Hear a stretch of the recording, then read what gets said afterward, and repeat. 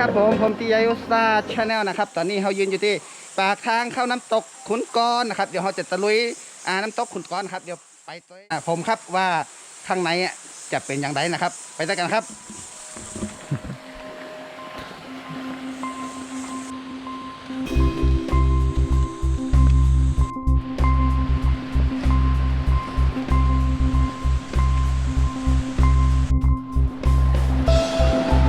ครับธรรมชาติที่สวยงามนะครับน้ำใสไหลเย็นนะครับตรงนี้เราอยู่จุดบริเวณกลางๆของน้ำตกนะครับครับมองดูนะครับบรรยากาศนะครับน้ำใสเลยนะครับ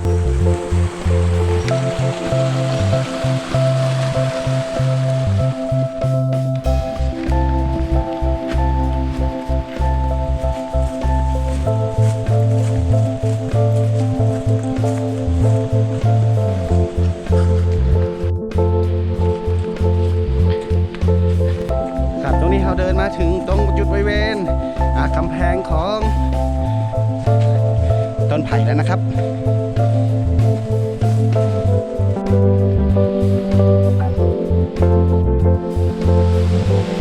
ครับสวัสดีครับผมตีไอคุซาชาแนลนะครับตอนนี้เรายืนอยู่ที่น้ำตกขุนกรนะครับ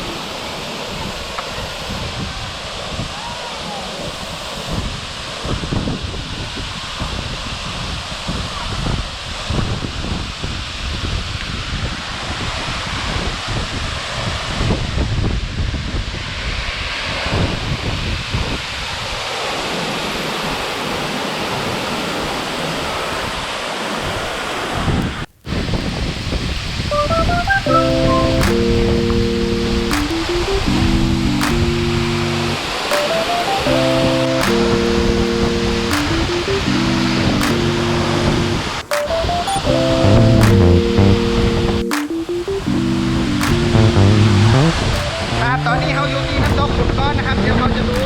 บรรยากาศภายในน้ำตกนะครับเป็นบรรยากาศตรงน้ำตกนะครับเย็นสบายเลยนะครับเราจะดูบรรยากาศในทั่วๆเลยนะครับ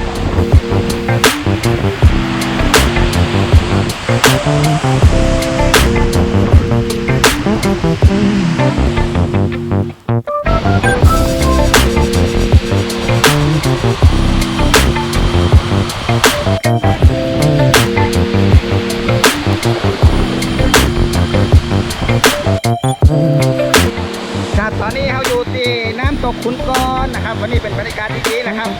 เขาจะมาดูบรรยากาศของน้ำตกนะครับนี่เป็นบรรยากาศของน้ำตกนะครับเขาจะถ่ายให้ดูวิวรอบๆนะครับ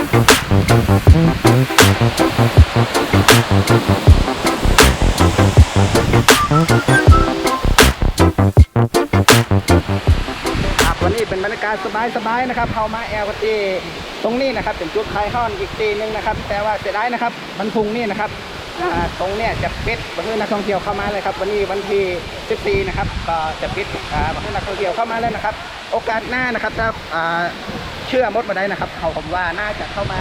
แอลน้ำตกขุนกรได้เหมือนเดิมนะครับน้ำตกขุนกรนี่มันจะสวยงามมากเลยนะครับ